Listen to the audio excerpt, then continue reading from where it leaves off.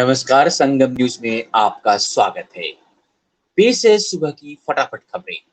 जहाँ दोस्तों हम सुबह की मॉर्निंग की खबरें आपको दिखा रहे हैं। निश्चित तौर पर आपकी काफी अच्छी प्रतिक्रिया भी मिलती है।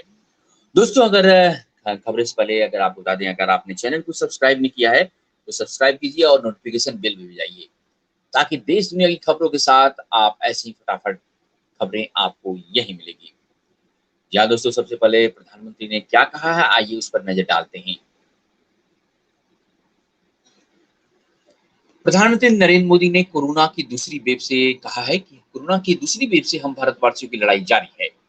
दुनिया के अनेक देशों की तरह भारत भी बहुत बड़ी पीड़ा से गुजरा। हमें से कई लोगों ने अपने परिजनों को खोया है। ऐसे परिवारों के साथ मेरी पूरी संवेदना है।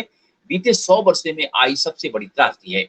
इस तरह की महामारी आधुनिक युग ने न देखी थी न अनुभव की थी।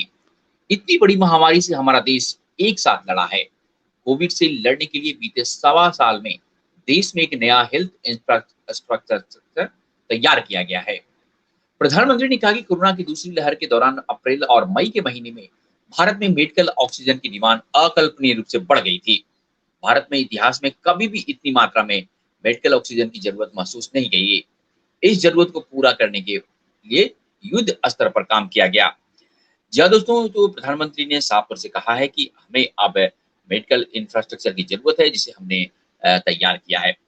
दोस्तों हम आपको बता दें कि दिल्ली सोमवार को खुल गया, लेकिन क्या कुछ हाल है सड़कों का, आइए जानते हैं और देखते हैं रजनीश की ये रिपोर्ट। नमस्कार। दिल्ली आज से खुल गई है और नतीजे आप देख सकते हैं। दिल्ली के लोग आप अपने अपने कामों पर निकल गए हैं। आपको हम दिखाने की कोशिश करते हैं। ये निजामुद्दीन का पुल है जहाँ पर ट्रैफिक होता है। यहाँ से काफ़ी लोग अभी अपने अपने ऑफिस के लिए जाने की कोशिश कर रहे हैं। यहाँ 50% चाहे सरकारी ऑफिस हो या मेट्रो हो, सब जगह 50% की बात कही जा रही है और 50% उपस्थिति के नाम रखकर बोला गया है। और ये देखिए, आप देख सकते हैं लोग अपनी सवारी से ज़्यादा प्रेफर कर रहे हैं इस वजह से। हालांकि आज जाम कम है और ये अच्छी बात है, क्योंकि लोग अपने आप को अपनी समझदारी से समझ रहे हैं। उन्हें उनके पता है कि जितना सुरक्षित रहना है और इसके लिए आपको खुद अपनी सुरक्षा चाहिए और सेफ रहना है। और जगह जगह पुलिस की दिखाई दी जो निश्चित तौर पर वो अपने सुरक्षा के हिसाब से सब जगह ध्यान रखा जा रहा है। नमस्कार।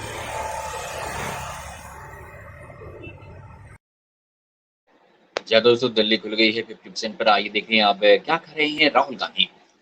कांग्रेस के पूर्व अध्यक्ष राहुल गांधी ने सभी नागरिकों के टीकाकरण के लिए राज्य को मुफ्त टीका मुहैया कराने की प्रधानमंत्री नरेंद्र मोदी की घोषणा के बाद सवाल किया कि अगर टीके सभी के लिए मुफ्त है तो फिर निजी अस्पतालों को पैसा क्यों लेना चाहिए। उन्होंने ट्वीट किया है, एक साधारण सवाल, अगर टीके सभी के लिए मुफ्त है तो फिर निजी अस्पतालों में पैसे क्यों लेने चाहिए। जी हाँ दोस्तों, और ये निश्चित तौर पर टीके अब सबको लगेंगे, लेकिन अभी भी कई सवाल हैं। अब जानते हैं कि भाजपा अध्यक्ष जेपी नड्डा क्या कर रहे हैं। भाजपा के ने प्रधानमंत्री नरेंद्र मोदी द्वारा सभी कोविड-19 टीका निःशुल्क उपलब्ध कराए जाने और गरीबों को मुफ्त राशन दिए जाने की घोषणा के कदम की सराहना की है और कहा है कि जब संकट आया है, मोदी ने आगे बढ़कर मोर्चा संभाला है। प्रधानमंत्री का आभार जताते हुए भाजपा अध्यक्ष जेपी नड्डा ने एक के बाद एक ट्वीट कर कहा कि कोरोना वायरस के खिलाफ लड़ाई में मोदी सरकार हर देशवासियों के लिए एक साथ खड़ी है। उन्होंने कहा कि इस आपदा की घड़ी में किसी भी व्यक्ति को भूखा नहीं सोना पड़े, इसके लिए मोदी ने प्रधानमंत्री गरीब कल्याण अन्न योजना को नवंबर तक बढ़ा दिया है। इसके तहत 80 करोड़ लोगों को दीपावली तक मुफ्त राशन दी जाएगी। क्या दोस्तों, और देखिए कांग्रेस क्या कह रही है, आइए जानते हैं। कांग्रेस ने सभी नागरिकों के कोरोना टीकाकरण के लिए राज्य को मुफ्त टीका मुहैया कराने की प्रधानमंत्री नरेंद्र मोदी की घोषणा पर कहा कि अगर देर आए लेकिन पूरी तरह दुरुस्त नहीं आए की तरह है, क्योंकि मुफ्त टीकाकरण की मांग को सरकार ने आंशिक रूप से स्वीकार किया है। पार्टी के मुख्य प्रवक्ता रणदीप सुरजेवाला ने आरोप भी लगाया कि प्रधानमंत्री ने देश में पहले के टीकाकरण के कार्यक्रमों के बारे में टिप्पणी करके अतीत की चुनी हुई सरकार और वैज्ञानिकों का अपमान किया है। या दोस्तों, और निश्चित तौर पर अभी कई सवाल हैं जिसको लेकर अभी कहा जा रहा है, लेकिन इस बीच कई मुख्यमंत्रियों ने स्वागत किया है प्रधानमंत्री के टीकाकरण की घोषणा के बाद। जहां नरेंद्र मोदी ने देशवासियों को संबोधित करते हुए 21 जून को से सभी को मुफ्त में वैक्सीन उपलब्ध कराने का ऐलान किया। इसके साथ ही प्रधानमंत्री नरेंद्र मोदी की ओर से गरीब कल्याण योजना को दीपावली तक आगे बढ़ाने का भी ऐलान किया गया। इसको लेकर भाजपा के 2 उप मुख्यमंत्रियों ने प्रधानमंत्री नरेंद्र मोदी का आभार जताया है। उत्तर प्रदेश के मुख्यमंत्री योगी आदित्यनाथ ने ट्वीट कर कहा कि प्रधानमंत्री के संवेदनशील नेतृत्व का ही सुफल है कि अब देश की किसी भी राज्य सरकार को कोविड वैक्सीन प्राप्ति हेतु कुछ भी खर्च नहीं करना पड़ेगा। सभी देशवासियों के लिए भारत सरकार निःशुल्क वैक्सीन उपलब्ध कराई गई। इस जनहितकारी निर्णय के लिए प्रधानमंत्री का हार्दिक आभार।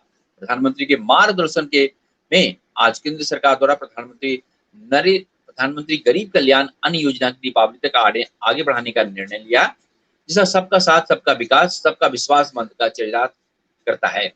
उत्तर प्रदेश के समस्त लाभार्थियों की ओर से प्रधानमंत्री को हार्दिक आभार। जहाँ दोस्तों आप देखते हैं क्या कर रहे हैं और कई आरोप लगे हैं खास तौर से मध्य प्रदेश में, और लगातार वहां खींचातानी चल रहा है। जहाँ मध्य प्रदेश में ग्वालियर के जया रोग अस्पताल के एक डॉक्टर व केंद्रीय मंत्री नरेंद्र सिंह तोमर के भांजा दामाद डॉक्टर प्रवेश भदौरिया पर एक महिला नर्स ने शारीरिक संबंध बनाने के लिए मानसिक प्रताड़ना देने का आरोप लगाया है। नर्स का कहना है कि डॉक्टर मुझे शारीरिक संबंध बनाने पर के लिए प्रताड़ित कर रहे हैं। इतना ही नहीं, अस्पताल का एक अन्य कर्मचारी कांता प्रसाद भी डॉक्टर के कहने पर प्रताड़ना दे रहा है, जो खुद को पूर्व मंत्री इमरती देवी का दामाद बताता है। जी दोस्तों, ये बड़ी खबर थी, लेकिन और भी बड़ी खबर है। दिल्ली यूनिवर्सिटी के अभी एग्जाम शुरू होने क्या कुछ कर रही है, अगर एग्जाम्स नहीं होंगे तो कैसे प्रमोट किया जाएगा, इस पर देखते हैं। दिल्ली विश्वविद्यालय में ओपन बुक परीक्षाएं सोमवार से शुरू हो गई है। ये परीक्षाएं केवल अंतिम वर्ष के छात्रों के लिए आयोजित की गई है। रेगुलर, एसओएल और एनसी वेब तीनों ही श्रेणी के छात्रों के लिए परीक्षा आयोजित की गई है। जी दोस्तों, और इस बीच दिल्ली के मुख्यमंत्री अरविंद केजरीवाल ने बड़ी घोषणाएं की हैं। आइए देखते हैं वैक्सीनेशन पर क्या घोषणा की है, जानते हैं। दिल्ली में 45 वर्ष से अधिक उम्र के सभी लोगों को अगले 4 हफ्तों के अंदर वैक्सीन की पहली डोज लगाई जाएगी। सीएम अरविंद केजरीवाल ने बताया कि इस लक्ष्य को हासिल करने के लिए जहां वोट वहां वैक्सीनेशन अभियान शुरू किया जा रहा है। वैक्सीनेशन सेंटर पर कम लोग आ रहे हैं, इसलिए दिल्ली सरकार ने लोगों के घर घर जाने का निर्णय लिया है। दिल्ली के सभी वार्ड में स्थित पोलिंग बूथ पर वैक्सीन लगाई जाएगी। लोगों को सेंटर तक लाने के लिए बड़ी संख्या में ई रिक्शा का इंतजाम किया गया है। जी दोस्तों, तो ये थी सुबह की फटाफट खबरें। और भी खबरों के लिए बने रहिएगा हमारे साथ। हमें दीजिए इजाजत, और निश्चित तौर पर अगर आपने अभी तक चैनल को सब्सक्राइब नहीं किया तो सब्सक्राइब कीजिए, नोटिफिकेशन बेल भी बजाइए, ताकि देश दुनिया की खबरों के साथ ऐसी तत्कालिक खबरें आपको यही मिलेगी। नमस्कार।